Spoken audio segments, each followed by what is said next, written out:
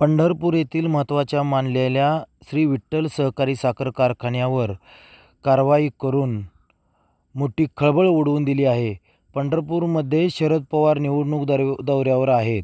त्यांची प्रचार सभा सुरू होती. करमाळामध्ये माढा लोकसभा मतदारसंघाचे उमेदवार धैर्यशील मोहिते पाटील यांची प्रचार सभा सुरू होती. या सभेत शरद पवारांचे भाषण सुरू होते. त्याचवेळी कारखान्यावर कारवाई सुरू झाली. याची माहिती मिळताच अभिजित पाटील यांनी शरद पवार यांची सभा सोडून कारखान्याकडे धाव घेतली. कारखान्यामध्ये तब्बल 1,00,000 पोती साखर होती.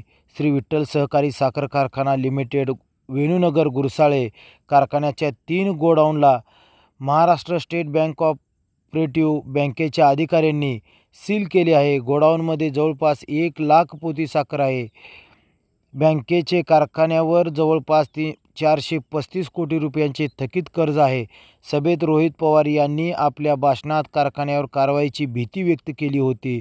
त्याचप्रमाणे विठ्ठल कारखान्याचे गोडाऊन सील झाले. कारखान्याच्या शटरला जाहीर ताबा नोटीस लावण्यात आली आहे.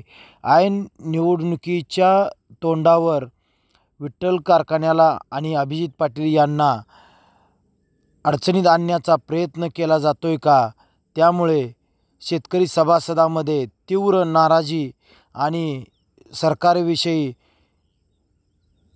असंतोष उफाळून आला आहे. त्यावेळी प्रसारमाध्यमांशी बोलताना अभिजित पाटील यांनी सांगितले की वेळप्रसंगी एखादा कारखाना विकू, पण विठ्ठलला अडचणीत येऊ देणार नाही आणि विठ्ठलवर केलेली कारवाई ही राजकीय द्वेषातून केलेली आहे, असेही त्यांनी जाहीरपणे सांगितले आहे.